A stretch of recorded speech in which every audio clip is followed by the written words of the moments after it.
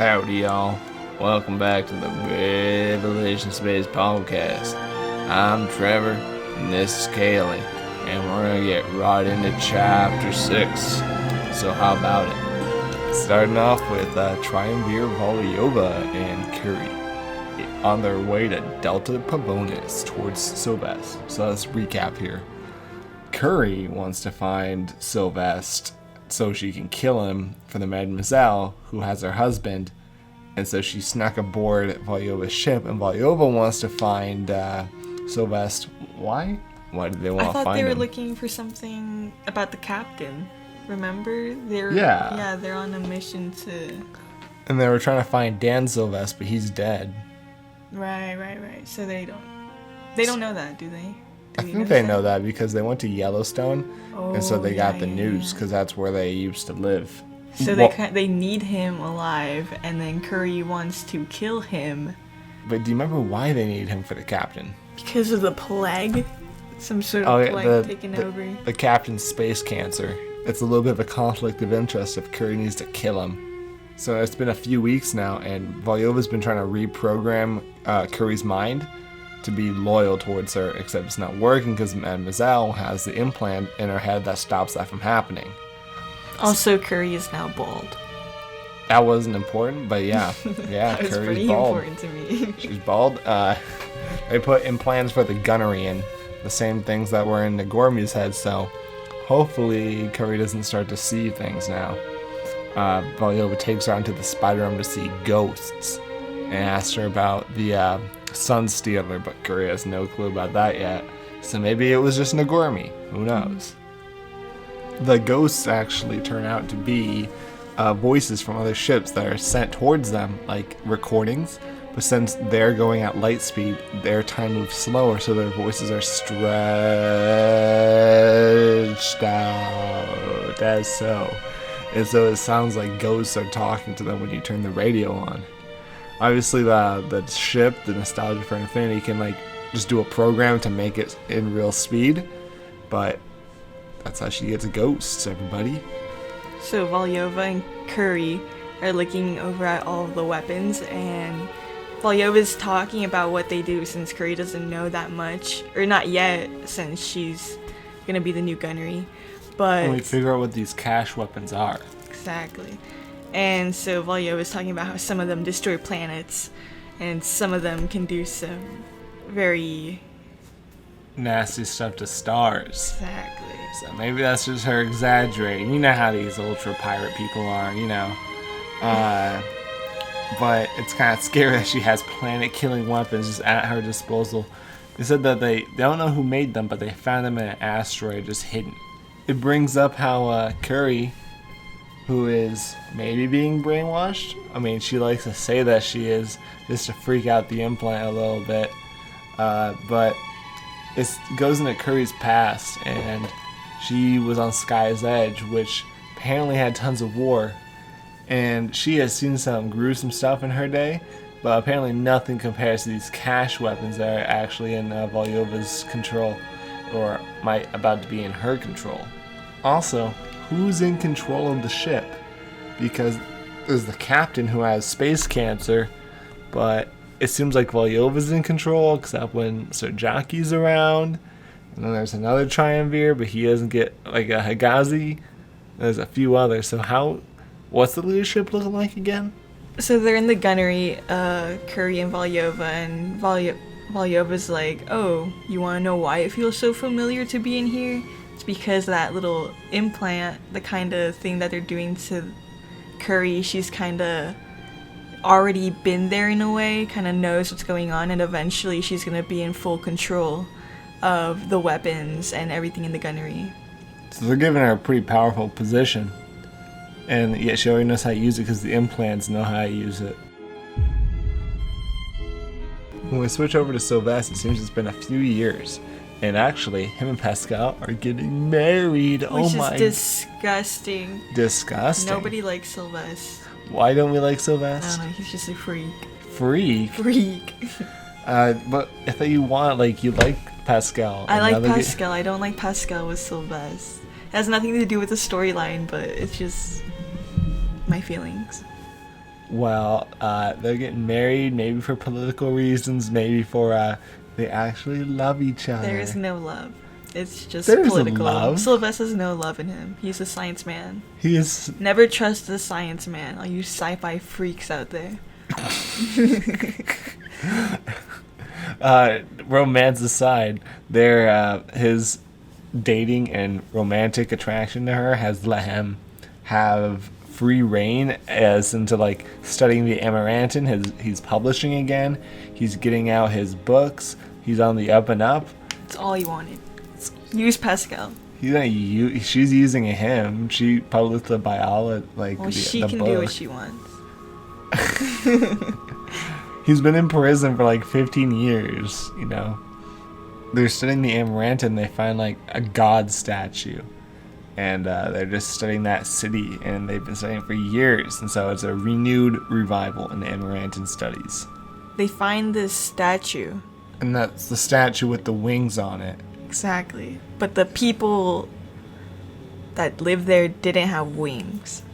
The Amarantin were like descended from birds, but they didn't have wings anymore. Exactly. So they're like, why is there a statue of a god, of a bird god, why wings if no wings themselves is the question. Well, and it's not like we don't build statues of humans with wings, but he got that their founding myth was that they got wings when they lost their wings when they gained intelligence. So they had a taboo against going back to the sky, ergo they'll lose their intelligence if they did. So, why did they build a statue of one with wings if that's blasphemous to their religion? Is there a bird god? A bird chicken god? A chicken bird god king? And the bird chicken god lord's name is Sunstealer. What? What? Very predictable. This book sucks. I'm kidding, delete that part. Just keep the very predictable part. The next chapter, we're actually going to make this a 2-part episode because the last chapter, chapter 6, we went through super fast. I think we were able to summarize it real well. So we're just going to head into chapter 7. And we're going to make it, 2-parter, first one. So without further ado,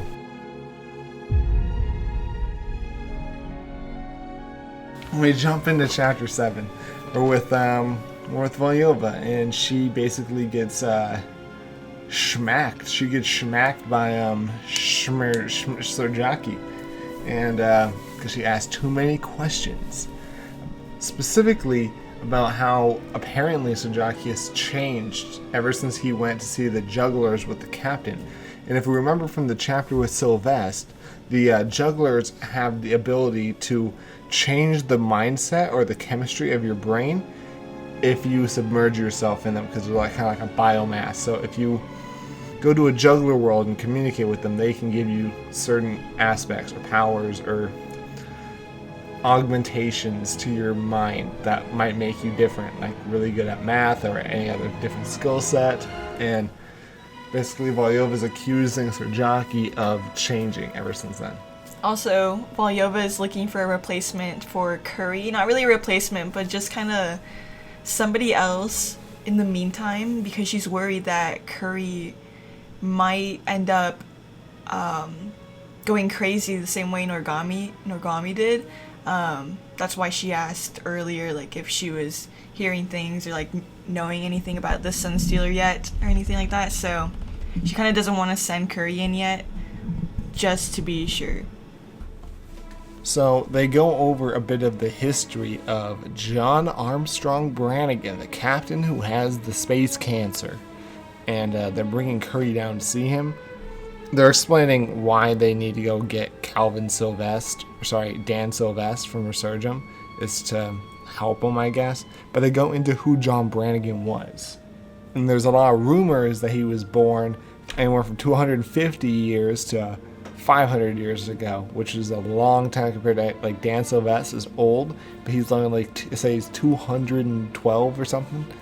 And there's even rumors that he was born on Mars or Earth, which we haven't even heard because we haven't even been near Earth or Mars or anything. So this is the first reference we're getting to Earth or Mars. It said that he left in one of the first light huggers. The conjoiners launched from Phobos, which is a moon of Mars. I think we'll go into that another time. So he was one of the first people out of the system. So this guy is ancient. So Dan Sylveste is actually just a clone of his father. Just a little modified so the looks don't look exactly similar, but still a clone. And Dan doesn't know this. He doesn't know that he's a clone. He just thinks that he's his own person. And his dad was recorded, 1, onto the alpha level, which was lost. And 2, he was in a beta level, and that's the beta level we see that he consults on a regular basis. Is a beta level made by Calvin Sylveste before he even cloned his son. So this beta level is actually really accurate because he basically had machines watch his every movement for years. And so it was able to make a good approximation, a good program of how he would react in any situation. The reason that this concerns the crew of the Nostalgia for Infinity is because they had met a few times in the past, the captain and Calvin Sylveste. And once that Calvin died, well, they're like, we still need him as a doctor because the captain got sick again. So what they did was they had the beta level implanted into Dan Sylveste's head, and then had the expertise of the father in medicine and had him do a surgery on the captain. And now they need it again because he has space cancer. And that's why they're on their way to find him. Pascal and Dan Sylveste are getting married. What do you know? It's his 4th marriage. You missed the part where it's his 4th marriage? Man gets no I don't believe it. Dan Sylveste. Dan Sylveste. 4 of them. So they're getting married, and Sylveste is talking to Girardeau, Pascal's dad. Asking for the blessing. Yeah, even though they're like the same age. or maybe he's younger. I don't even know. They're talking about how the political landscape has kind of changed since the old days, and how there's like political unrest with they call it the True Path, because Girardeau's faction has been called the Inundationists, and they're the people who have replaced Sylveste. So now there's the people called the True Path who are going to replace Girardeau, and now they're going to get married in the alien city.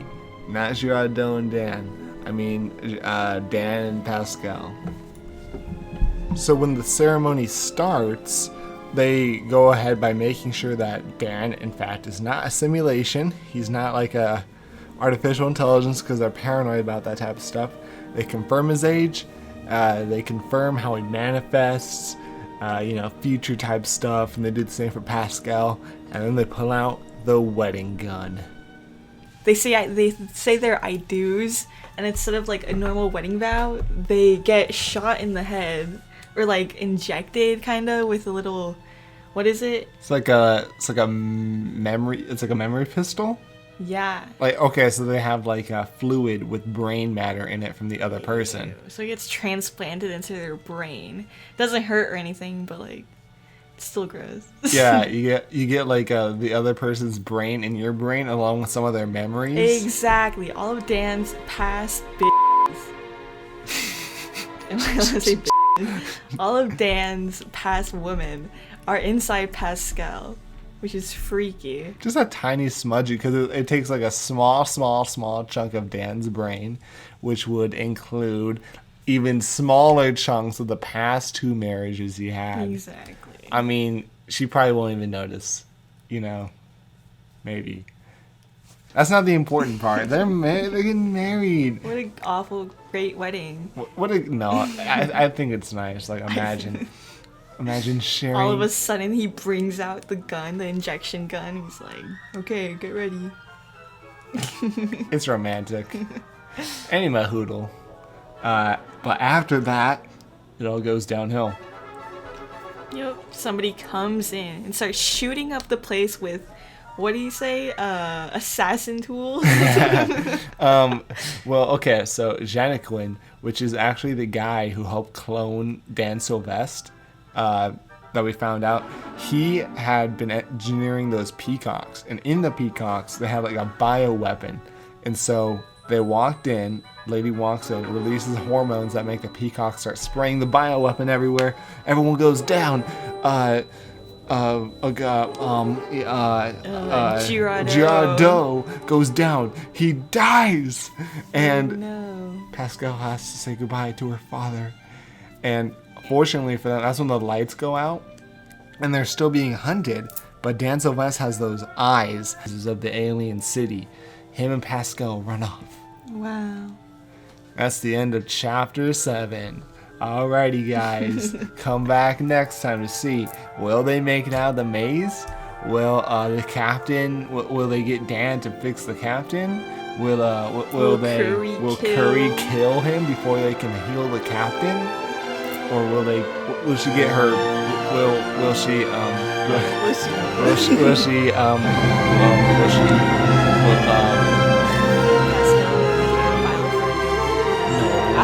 why would they get divorced? Alright. I think it's a good match. I think they're a good match. Don't you? She just wants her for herself.